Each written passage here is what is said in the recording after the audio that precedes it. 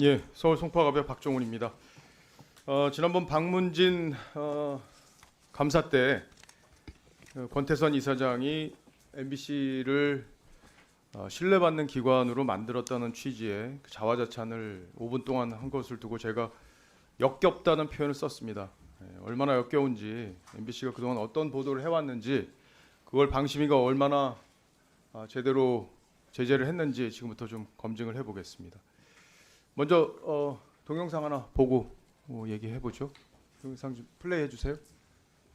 국면에 어떤 형태로든 이재명 대표가 국민의 선택을 받아 대통령에 당선된다면 편파 조작 수사 논란을 부르며 이 대표의 각종 혐의를 탈탈 털어온 검찰은 감당하기 어려운 수준의 역풍에 휩싸일 것으로 보입니다.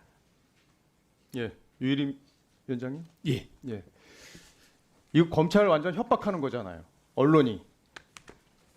그죠? 이재명 수사했는데 이재명 대통령 되면 니들 어떻게 될지 뭐 감당할 수 있겠어? 뭐 이런 보도 아닙니까? 예, 뭐 듣게 그렇게 따라서, 들리죠. 예, 그렇게 해석할 수도 있겠습니다. 예, 언론이 이렇게 특정 정파의 입장에 서서 검찰을 협박하는 보도까지 한 거를 보신 적이 있습니까? 저는 뭐 그런 기억이 잘 없습니다. 자, 그러면 이 보도에 대해서는 편향성 문제를 지적하는 그 방심위 절차가 진행 중입니까? 그 이게 개별적인 올해 10월 3일날 보도된 거예요. 예, 개별적인 그런 뭐 안건이 올라온지는 제가 뭐 일일이 챙기지 못해서 예, 확인해 보시고요. 예, 예. 예, 제 질의 중에라도 지금 누가 확인해 보시고 확인해서 알려주시면 좋겠고요.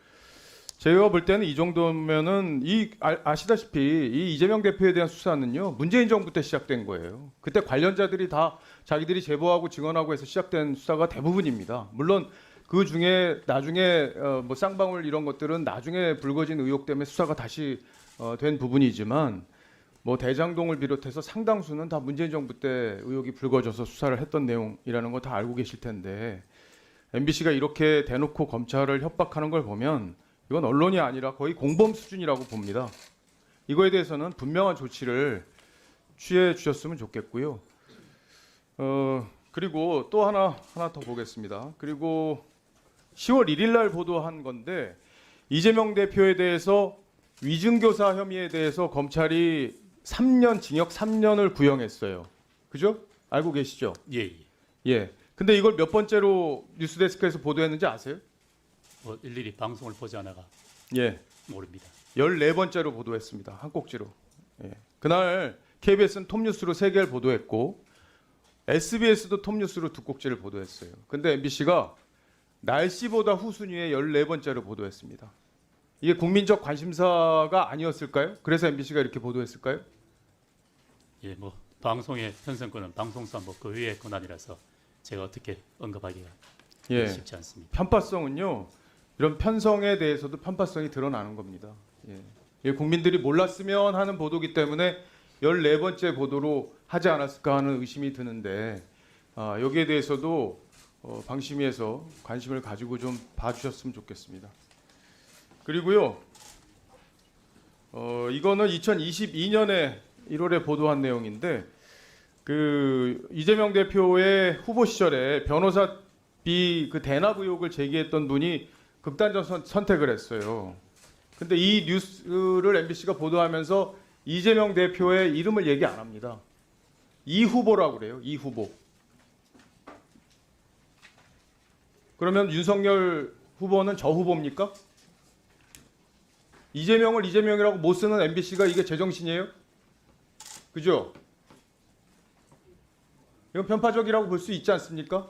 제가 뭐 그 뉴스를 직접 보질 못해가지고 죄송합니다. 잘 챙겨보세요. 그리고 뉴스 후반부에 이것도 보도했습니다. 이재명 대표의 사건과 관련해서 주요 증인이나 참고인, 피의자들 극단적 선택을 한 사람이 5명이나 돼요. 이 뉴스에서 보도된 분은 변호사비 대납 의혹을 제기했던 분입니다. 극단적 선택을 했다고 그렇게 알려져 있죠. 그리고 대장동 초과이익 환수 조항을 삭제하는 데 관여했다고 그걸 보고했다고 의심을 받았던 김문기 씨 역시 극단적 선택을 했어요.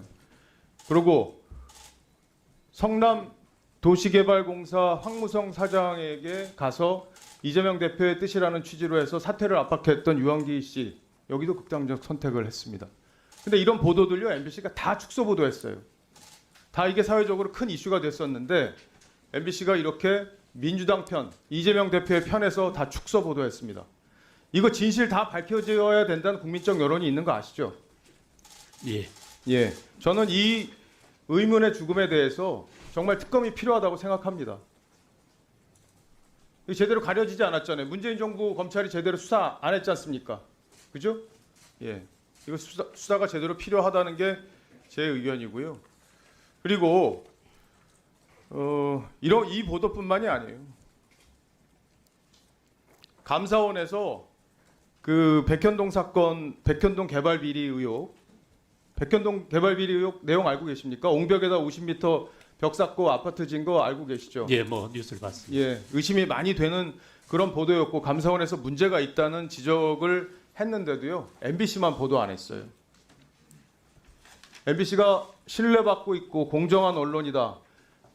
권태선 이사장이 그렇게 얘기했고 민주당 의원들 다 그렇게 칭송을 했습니다. 거기에 동의하세요?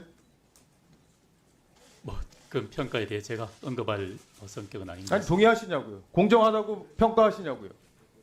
뭐 그 부분에 대해서 객관적인 무슨 수치가 없기 때문에 제가 아니 그렇게 수치가 언급할 여기 수 있잖아요. 수치가 올해 법정 제재만 받은 게 MBC가 14건이에요. 어떤 언론이 이렇게 법정 제재를 많이 받았습니까? 올해 9월까지만. 그리고 작년에 8건 받았어요.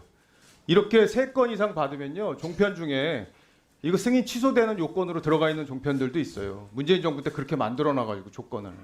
재승인 조건을. 이 정도면 재승인에 영향을 줄 수 있는 수치라고 생각하십니까? 14건이요. 올해만. 그 부분은 뭐 제가 어떻게 특별히 언급할 성격이 예, 너무 아니지 소극적으로 않겠습니다. 답변하시는데